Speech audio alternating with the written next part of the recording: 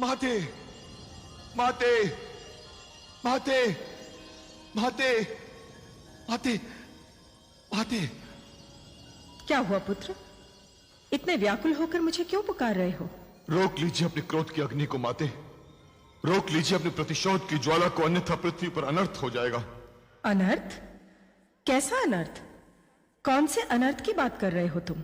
आप जानती हैं माते, आप भली भांति जानती हैं, अर्जुन आवेश में आकर अपने पुत्र वज्रवाहन का वध करने निकल पड़ा है, और यदि वज्रवाहन ने आपके दिए हुए बाण का प्रयोग किया तो अर्जुन का वध हो जाएगा माते।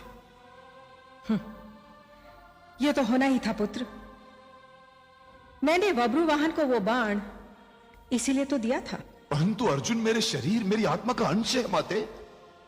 तुम भी तो मेरे शरीर, मेरी आत्मा का अंश थे।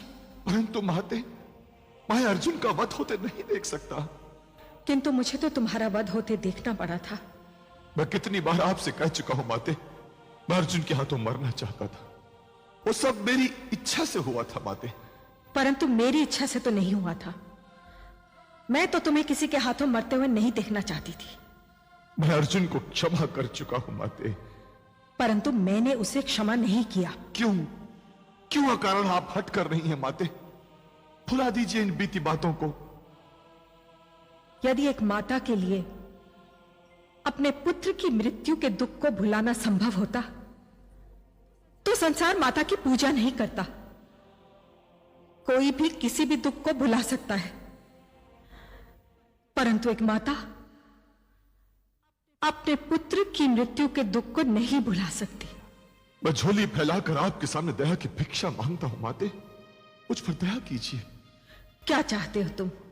अपना बाण, अपना शाप लौटा लीजिए माते।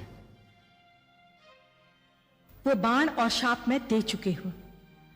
अब मेरे लिए उन्हें वापस लेना असंभव है, और यह स्वयं मेरी शक्ति से बाहर है। क्यों? क्यों माते? मेरी लहरों को छूकर जो मेरी झोली में अपने पाप डाल जाते हैं, क्या मैं उन्हें लौटा सकती हूं? आप तो मुझे अपना सबसे प्रिय पुत्र समझती है माते, तो क्या अपने इस प्रिय पुत्र की करुण पुकार सुनकर भी आपका हृदय नहीं पसीजता? कोई तो उपाय होगा माते। एक उपाय है, केवल एक उपाय। तो शीघ्र बताइए माते, शीघ्र बताइए, कहीं ऐसा न हो कि समय हाथ से निकल जाए। बताइए क्या उपाय है माते? अर्जुन से कहो कि वो वज्रवाहन के समक्ष आत्मसमर्पण कर दे।